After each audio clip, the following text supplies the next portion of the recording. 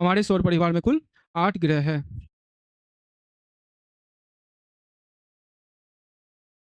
अभी 8 ग्रह को जो है हम लोग 2 भागों में बाँटते हैं, आपको पता भी होगा, आंतरिक ग्रह और बाह्य ग्रह। जैसे ग्रहों को अगर हम एक क्रम में दें, जैसे कि हमारे अंतरिक्ष में ये है, तो हम लोग कैसे देंगे समझिए। जैसे कि मान लीजिए ये हमारा सूरज है, ठीक है?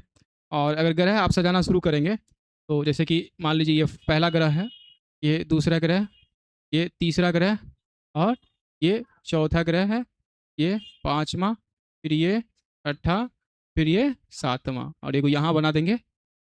इन जगह तो है नहीं उधर, तो इसको छोटा करते हैं फिर।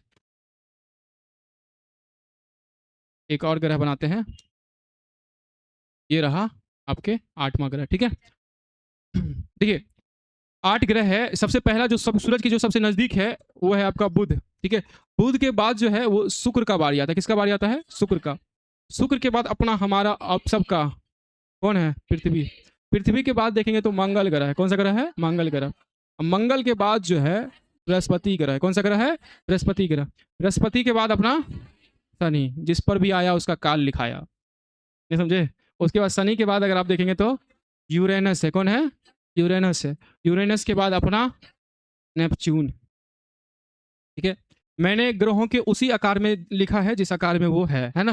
देखिए अगर सबसे छोटा ग्रह पूछे तो बुध, उसके बाद अगर आपसे कोई पूछे मंगल, ठीक है? मंगल के बाद अगर आपसे कोई पूछे शुक्र, शुक्र के बाद पृथ्वी, पृथ्वी के बाद नेपच्यून के बाद यूरेनस के बाद शनि के बाद बृहस्पति। अगर अगर आपसे एग्जाम में ग्रहों को बढ़ते क्रम में लिखने के लिए कहा जाए, ठीक है, ग्रहों को बढ़ते क्रम में अगर आपसे लिखने के लिए कहा जाए तो आप कैसे लिखेंगे?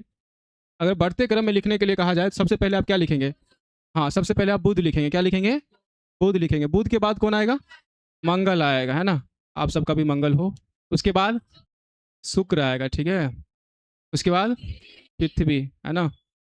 पृथ्वी के बाद नेपच्यून, हाँ, नेपच्यून के बाद यूरेनस, यूरेनस के बाद शनि, आपसे कोसों दूर रहे।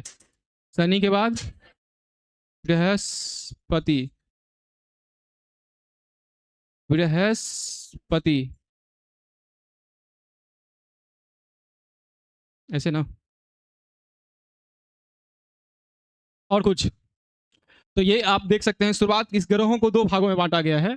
ये जो आप देख रहे हैं छोटे छोटे ग्रहों को एक भागों में और बड़े बड़े ग्रहों को एक भागों में, ठीक है? इसे हम लोग नाम देते हैं आंतरिक, है ना? आंतरिक ग्रह। और इसे हम लोग नाम देते हैं बाह्य ग्रह, ठीक है?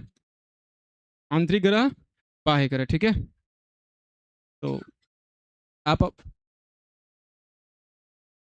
वही तो क्षुद्र ग्रह है ना? इसको एस्ट्रॉइड बेल्ट बोलते हैं, क्षुद्र ग्रह की पट्टी, एस्ट्रॉइड बेल्ट।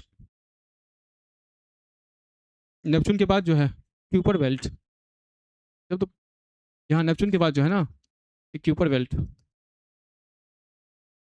दो पट्टी है, एगो है एस्ट्रॉइड बेल्ट, एक है क्यूपर बेल्ट।